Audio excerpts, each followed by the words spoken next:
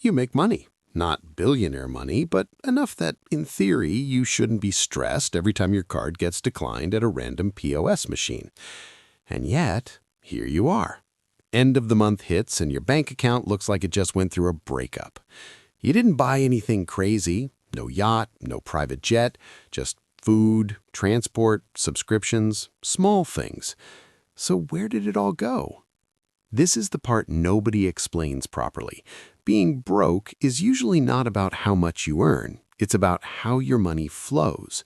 This is cash flow. And once you see it clearly, you can't unsee it. Let's break it down. Cash flow.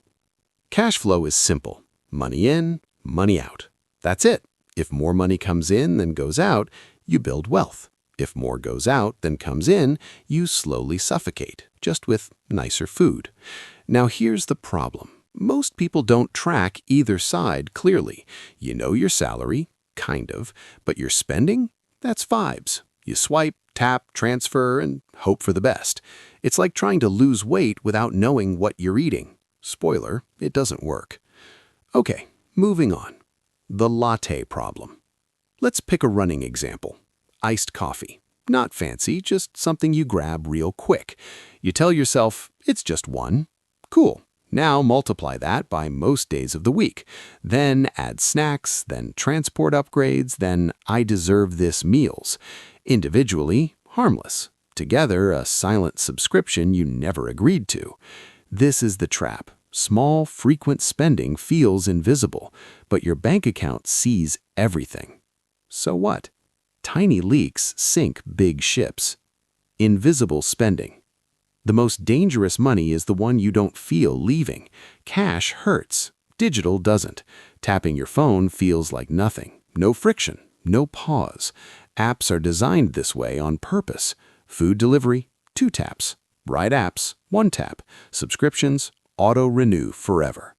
Your brain doesn't register the loss the same way it would if you handed over physical cash. So you spend more.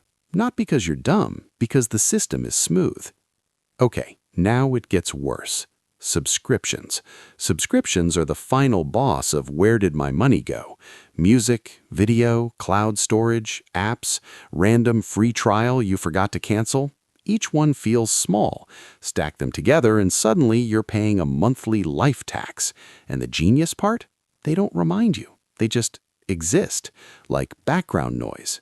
Your iced coffee habit has competition now. So what? Recurring costs are dangerous because they don't require a decision each time. No decision means no awareness. No awareness means no control. Lifestyle creep. You get a little more money. Nice, so naturally your life upgrades. Better food, better transport, maybe better clothes. Nothing crazy, just slightly nicer. This is called lifestyle creep. Your spending rises to match your income. So, even though you earn more, you feel exactly the same financially. Still tight, still stressed, just with better iced coffee. So what? If your lifestyle grows as fast as your income, you never get ahead. You just upgrade your problems. Cool. Next. Fixed versus flexible. Not all expenses are equal. Some are fixed. Rent, utilities, school fees, insurance. These don't change much month to month. Then you have flexible spending. Food, transport choices, entertainment, iced coffee. This is where most of your control lives. But people obsess over the fixed stuff and ignore the flexible, because flexible feels small, but flexible is where the leaks are. So what? You don't need to optimize everything. You need to pay attention to the stuff you repeat often. The I deserve it trap. This one is subtle. You had a long day. You worked hard. You're stressed. So you reward yourself. Food, shopping, upgrades, that extra ride instead of walking. I deserve it. And honestly, sometimes you do. But here's the issue. If every day requires a reward, your baseline spending skyrockets. Your normal life becomes expensive. Your iced coffee is now emotional support. So what? If rewards are constant, they stop being rewards. They become your default. Delayed pain. Spending feels good now. Saving feels good later. Humans are very bad at choosing later. This is called delayed gratification. You know saving is smart. You know investing is important.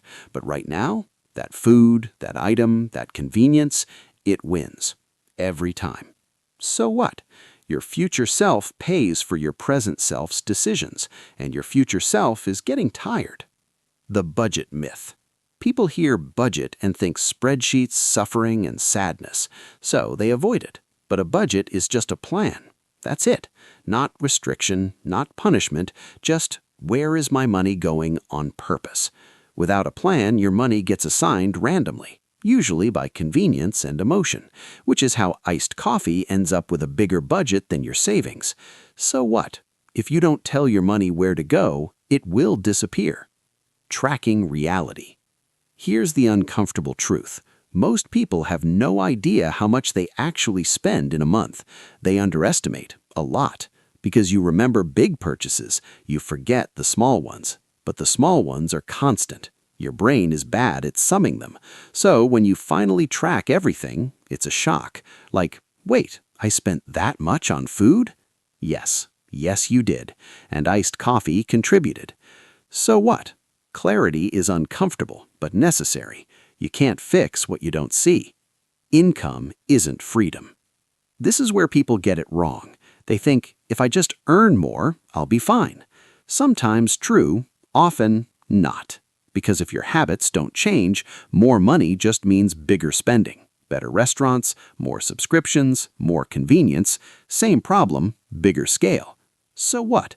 Income helps, but behavior decides. Friction. Good financial systems have friction. Bad ones are smooth. Right now, your spending is probably frictionless. That's why it's easy. You need to reverse that. Make spending slightly harder. Not impossible, just less automatic.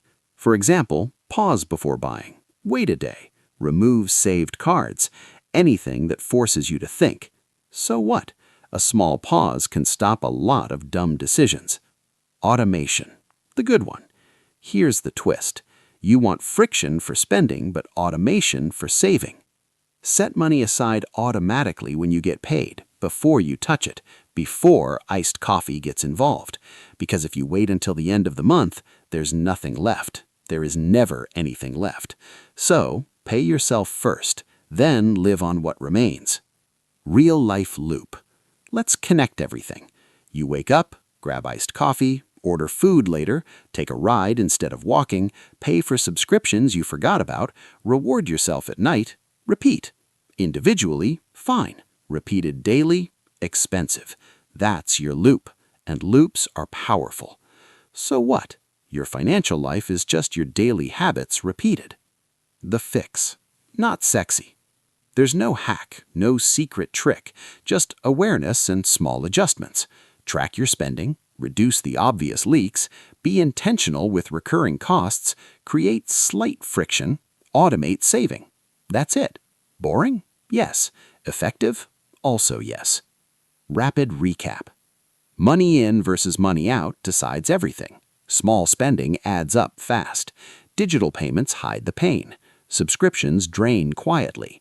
Lifestyle expands with income. Flexible spending is where control lives. I deserve it can become expensive. You choose now versus later every day. No plan equals random spending. Tracking reveals the truth. More income doesn't fix bad habits. Friction reduces dumb purchases. Automation builds savings. Daily loops define your finances. Final takeaway. You're not broke because you're unlucky. You're broke because your money has no system. Fix the system and the money starts behaving. CTA. If this made you question your last 10 purchases, good. Now go check your statements and maybe apologize to your bank account. Like, comment, subscribe, and yes, even your iced coffee habit can stay, just not 5 times a week.